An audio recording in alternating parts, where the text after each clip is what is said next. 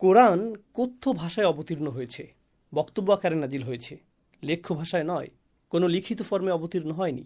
আর রাসূলুল্লাহ সাল্লাল্লাহু আলাইহি সাল্লাম নিজেও লিখতে জানতেন না, কারণ আল্লাহ আযজা ওয়া জাল্লা এটি মানুষের নিকট সুস্পষ্ট করতে চেয়েছেন যে এই কিতাব মুহাম্মদ সাল্লাল্লাহু আলাইহি সাল্লাম রচিত কোনো কিতাব নয়, এটি আল্লাহর অবতীর্ণ কিতাব।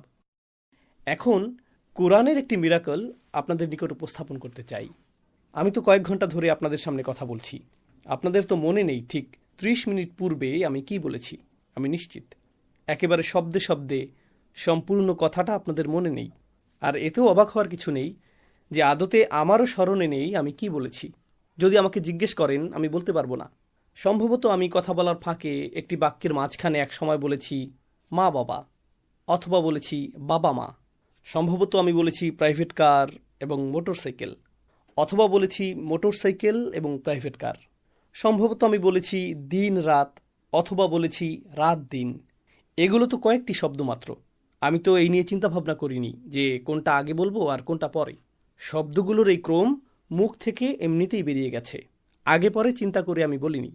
এখন ১৫টি বাক্য বলার পর যদি আমাকে জিজ্ঞেস করেন আপনি কোনটি আগে বলেছিলেন, মা নাকি বাবা, রাত নাকি দিন, আমার মনে থাকবে না, আমি বলতে পারবো না। আমার এটাও স্মরণে থাকবে না যে ১৫টি বাক্য বলার পর আগে শব্দের যে ক্রম আমি উল্লেখ করেছিলাম ঠিক সে অনুযায়ী আমাকে এখন বলতে হবে। অর্থাৎ আগে যদি আমি দিন উল্লেখ করে থাকি তাহলে এখন দিনের কথা আগে বলবো, পরে বলবো রাতের কথা। কয়েক মিনিট পূর্বে মা বাবা শব্দ দুটি উল্লেখ করার সময় যদি মা আগে বলে থাকি তাহলে এখন মায়ের কথা আগে বলবো, পরে বাবার কথা। অথবা যদি বাবা আগে উল্লেখ করে থাকি তাহলে বাবার কথা এখন বলবো, পরে মায়ের কথা। কারণ আমাকে শব্দের ক্রম অনুযায়ী কথা বলতে হবে। মানুষের পক্ষে এভাবে চিন্তা করে কথা বলা অসম্ভব। আমাদের এরকম ব্রেইন ক্যাপাসিটি নেই, আমাদের মস্তিষ্কের এরকম সামর্থ্য নেই। আসুন এখন দেখি আল্লাহ তাআলা কিভাবে কথা বলেন। সূরা জাসিয়া ৪৫তম সূরা, এই সূরার ২৩তম আয়াতে আল্লাহ বলেন, আফারাআইতা মান ইত্তাখাযা ইলাহাহু হাওয়াহু ওয়া আদাল্লাহুল্লাহু আলা ইলমি ওয়া খাতামা আলা সামঈহি ওয়া কলবিহি ওয়া জাআলা আলা বাসারিহি গিশাওয়াতুন ফামান ইয়াহদিহি মিন বাদিল্লাহ আফালা তাযাক্কারুন। তুমি কি লক্ষ্য করেছ তার প্রতি যে তার খেয়াল খুশিকে ইলাহ বানিয়ে নিয়েছে? তার কাছে জ্ঞান আসার পর আল্লাহ তাকে পথভ্রষ্ট করেছেন এবং তিনি তার কান ও অন্তরে মোহর মেরে দিয়েছেন আর তার চোখের উপর স্থাপন করেছেন আবরণ। আল্লাহর পর আর কে আছে যে তাকে সঠিক পথ দেখাবে? এরপরও কি তোমরা শিক্ষা গ্রহণ করবে না? তো এখানে বলা হয়েছে খতামা আলা সামঈহি ওয়া কলবিহি, তিনি তার কান ও অন্তরে মোহর মেরে দিয়েছেন। আগে বলেছেন কান, পরে বলেছেন অন্তর। এখন চলুন সূরার ৮ম আয়াতে ফেরত যাই।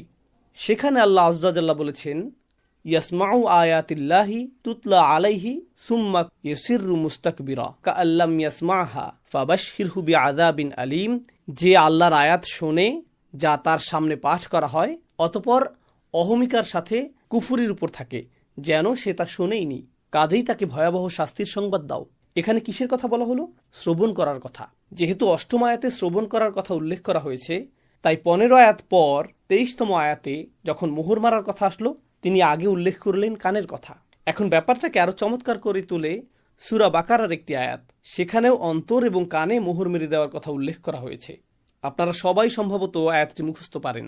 সূরা বাকারার ৭ম আয়াত, আল্লাহ বলেন, খতামাল্লাহু আলা কুলুবিহিম ওয়া আলা সামঈহিম ওয়া আলা আবসারিহিম গিশাওয়াতুন ওয়া লাহুম আযাবুন আযীম।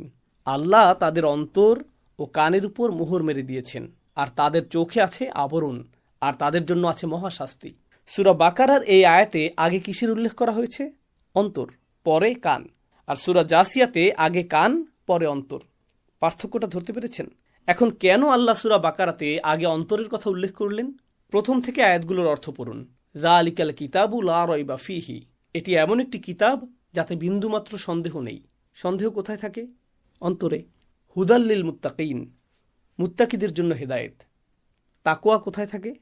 অন্তরে। আল্লাযীনা ইউমিনুনা বিল গায়ব, যারা অদৃশ্যে বিশ্বাস করে। বিশ্বাস কোথায় থাকে? অন্তরে। সমগ্র আলোচনাটা অন্তর নিয়ে। এজন্য যখন সিল মারার কথা আসলো আল্লাহ আগে অন্তরের কথা উল্লেখ করলেন। সুবহানাল্লাহ। এটা মাত্র একটা উদাহরণ। এরকম উদাহরণ ভুরি ভুরি। কোরআনে যেভাবে সিকোয়েন্স বা ক্রম রক্ষা করা হয়েছে তা দেখে আপনাকে বিস্ময়ে হতভম্ব হয়ে যেতে হয়। একটু পর বিনম্র চিত্তে বলতে হয়, তানজিলুম মির রব্বিল আলামিন, এটি সৃষ্টিকুলের রবের পক্ষ থেকে নাজিলকৃত।